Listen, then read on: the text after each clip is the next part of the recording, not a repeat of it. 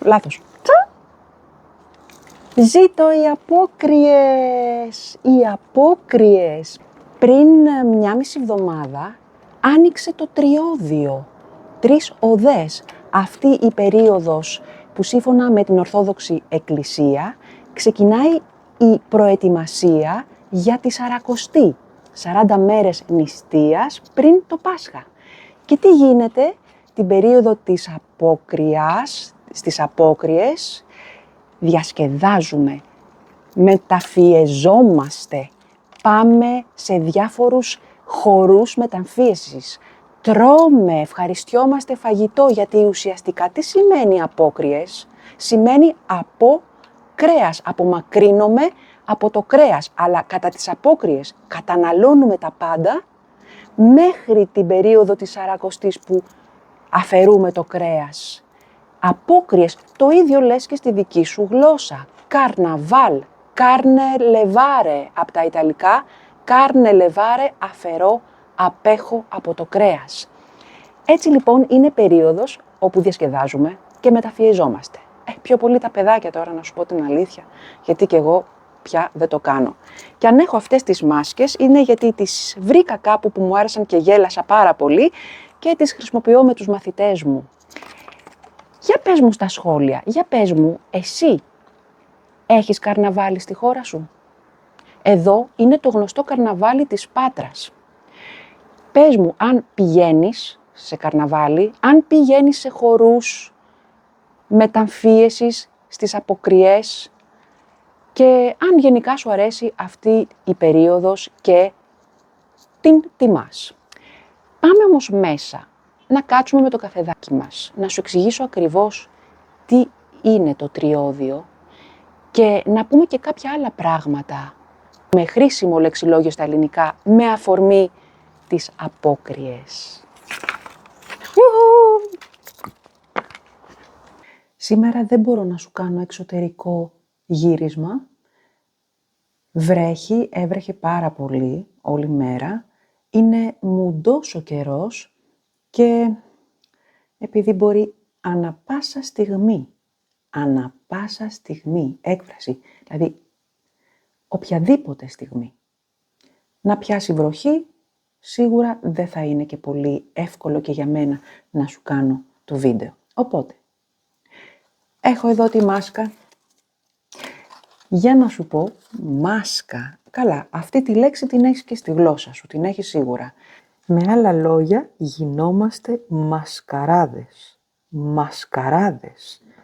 Ο μασκαράς ξέρεις τι είναι? Αυτός που φοράει μάσκα. Όμως, έχει και μία μεταφορική έννοια ο μασκαράς. Άρε μασκαρά, λέμε, ρε μασκαρά. Τι σημαίνει μασκαράς? Πρέπει το μασκαρά μας κοροϊδεύει όλους, μας δουλεύει, σε δουλεύω, σε κοροϊδεύω, έκφραση. Ρε το μασκαρά. Στην Ελλάδα έχουμε κάποιους μασκαράδες 24 ώρες το 24ωρο, 365 μέρες το χρόνο. Βρίσκονται οι περισσότεροι στη Βουλή των Ελλήνων. Και τώρα το σταματάω γιατί θα λογοκριθεί το βίντεο.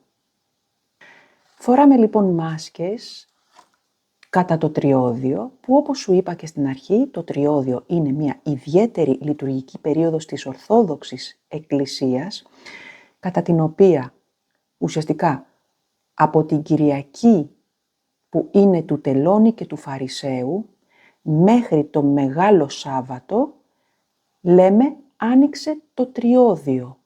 Όταν έρχεται αυτή η περίοδος, αυτές οι 3 εβδομάδες πριν τη Σαρακοστή, ανοίγει το τριώδιο, γιατί είναι μια ιδιαίτερη περίοδος προετοιμασίας. Αυτές τις 3 εβδομάδες που είναι και οι αποκριές, μπορούμε να χαρούμε τα πάντα. Μέχρι να μπούμε στη Σαρακοστή, όπου πρέπει να είμαστε, υποτίθεται, για πνευματικούς λόγους, πιο ταπεινοί, πιο λιτοδίαιτοι. Λιτοδίαιτος τι σημαίνει? Να τρώω λίγο, να μην τρώω πολύ και να καταναλώνω συγκεκριμένες τροφές. Σίγουρα όχι κρέας και όχι γαλακτοκομικά. και ούτε και ψάρι ακόμα.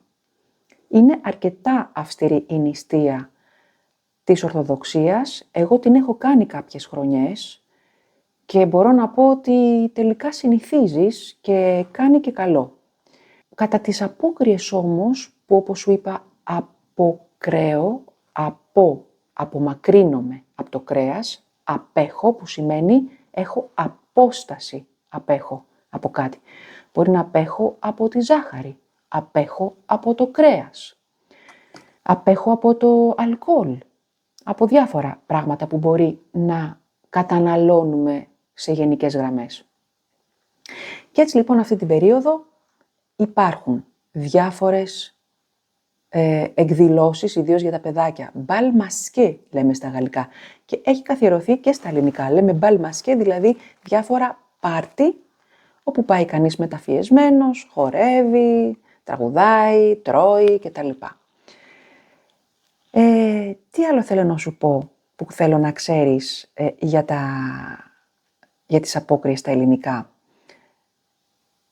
Ναι, πολύ ωραίο να ξέρουμε σήμερα, παιδιά, σήμερα είναι Τσικνοπέμπτη. Λοιπόν, η Τσικνοπέμπτη είναι ουσιαστικά κάτι αντίστοιχο με το Mardi Gras για τους Γάλλους. Δηλαδή, είναι η μέρα όπου καταναλώνουμε όλοι, βέβαια όποιος θέλει, καταναλώνουμε όλοι κρέας. Ψήνουμε κρέας, κυρίως τα κάρβουνα, που είναι πολύ ωραίο. Τώρα, αν σου πω εγώ ότι πολλές χρονιές έχω καταναλώσει ψάρι αντί για κρέας, δεν σου λέω κάτι καινούριο. Αν παρακολουθείς το κανάλι μου, έχεις καταλάβει πόσο μου αρέσει το ψάρι. Και σήμερα δεν ξέρω, δεν έχω προβλέψει κάτι. Κάτι με μανιτάρια σκεφτόμουν να φτιάξω, οπότε δεν είναι απαραίτητο.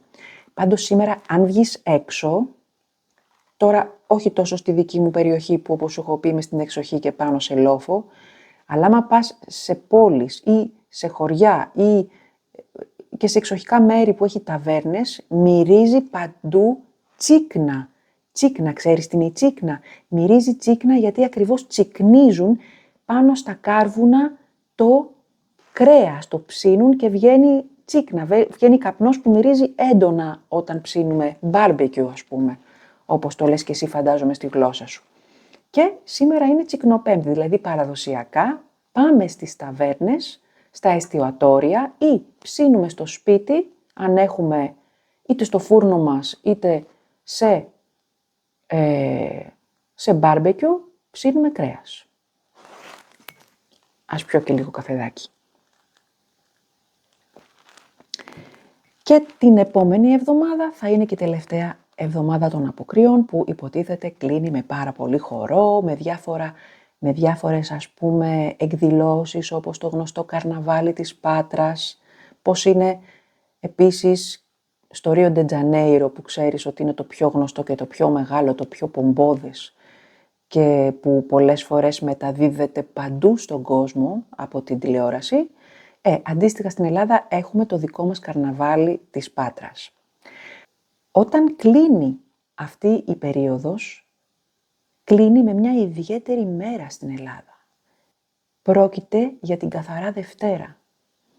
Η Καθαρά Δευτέρα είναι πάντα Δευτέρα, όπως καταλαβαίνεις, και λέγεται καθαρά γιατί ουσιαστικά κόβεις τελείως το κρέας, κόβεις τα γαλακτοκομικά και τρως άλλα πράγματα που είναι πάρα πολύ νόστιμα, όπως όσπρια, θαλασσινά. Μα θα μου πεις, κόβεις κρέας και ψάρι, γιατί τρως τα θαλασσινά, αφού τα θαλασσινά και αυτά σαν κρέας είναι? Όχι. Το κρέας που δεν πρέπει να καταναλώνεις είναι εκείνο που βγάζει αίμα.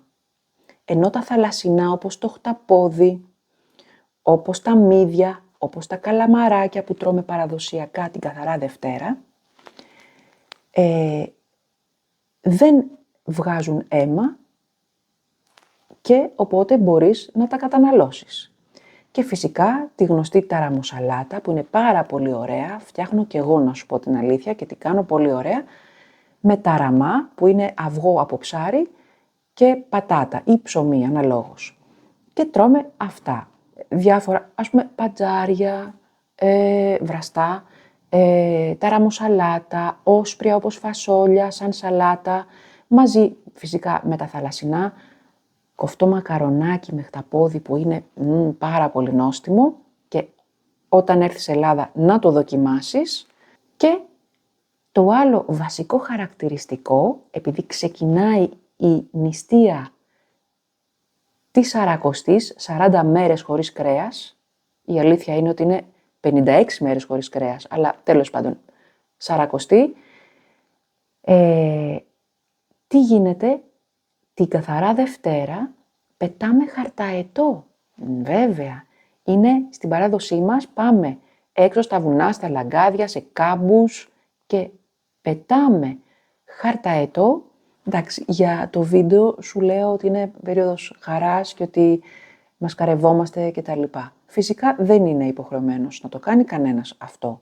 Είναι κάποια έθιμα, όποιος θέλει τα ακολουθεί. Εγώ προσωπικά πρέπει να σου πω ότι την τελευταία φορά που μεταφιέστηκα και πήγα σε μπαλ μασκέ ήμουνα 22 χρονών. Μην κοιτάς τώρα που είμαι 23. Οπότε φυσικά και ότι δεν το κάνω πια, δεν έχω όρεξη. Καμιά φορά και σε κάποια έτσι κλαμπ μπορεί να σε καλέσουν και να πας, ξέρω εγώ, να υπάρχει ένα μπαλ μασκέ. Δεν το συνηθίζω γιατί δεν πίνω πολύ αλκοόλ, να σου πω, με πειράζει. Δεν το σηκώνει ο οργανισμός μου. Έκφραση. Δεν το σηκώνει ο οργανισμός μου, δηλαδή δεν το αντέχει, δεν το μπορεί. Για διάφορους λόγους, μπορεί να είναι και αλλεργικοί οι λόγοι. Οποιοσδήποτε λόγος δεν το σηκώνει ο οργανισμός μου. Πάρα πολύ ωραία ελληνική ιδιωματική έκφραση. Και δεν σηκώνει λοιπόν ο οργανισμός μου το αλκοόλ και ούτε μπορώ την πολλή μουσική. Είναι διάφορες μουσικές που δεν μου πολύ ικανοποιούν το αυτί και τα βαριέμαι, να πω την αλήθεια. Δεν καμία σχέση με το άθλημα. Άλλη έκφραση. Πες μου όμως εσύ στα σχόλια, αν σου αρέσει, αν πηγαίνεις, γιατί ο καθένας φυσικά είναι ελεύθερος να κάνει ό,τι θέλει. Φυσικά αν την έχεις στη χώρα σου, αν όντως πηγαίνεις σε διάφορα μέρη όπου την γιορτάζεις. Γιορτάζεις δηλαδή τις αποκριές. Έτσι λοιπόν με την καθαρά Δευτέρα κλείνουν οι αποκριές και αποχαιρετάμε το κρέας και μπαίνουμε στη Σαρακοστή.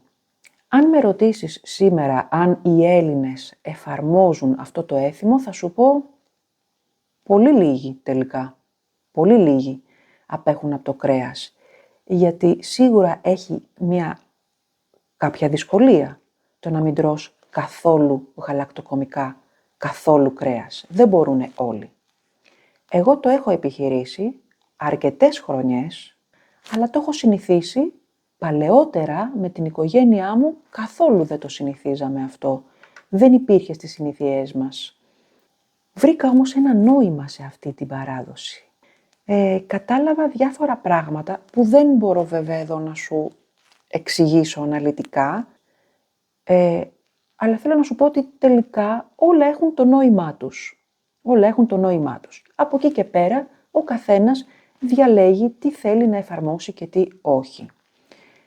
Και ναι, έχει δυσκολία γιατί σίγουρα άμα εργάζεσαι, έχεις πολύ έντονη καθημερινότητα, με οικογένεια, υποχρεώσεις, εργασία, σίγουρα δεν είναι εύκολο και να μένεις πολύ ώρα νηστικός και να τρως μόνο λαχανικά και φρούτα.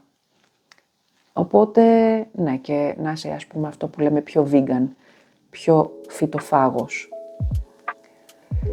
Αυτά λοιπόν για σήμερα ήθελα να σου πω λίγο παραδοσιακά πώς γιορτάζονται οι αποκριές, τι είναι το τριώδιο και η καθαρά Δευτέρα, καθότι και φυσικά η Τσικνοπέμπτη που είναι σήμερα. Τώρα όμως θα σε αφήσω γιατί μιας και είναι Τσικνοπέμπτη, πάω να πάρω το σουβλάκι μου, πάω να πάρω το κόκαλό μου. Μιαμ, σλούρπ. Τα λέμε σύντομα.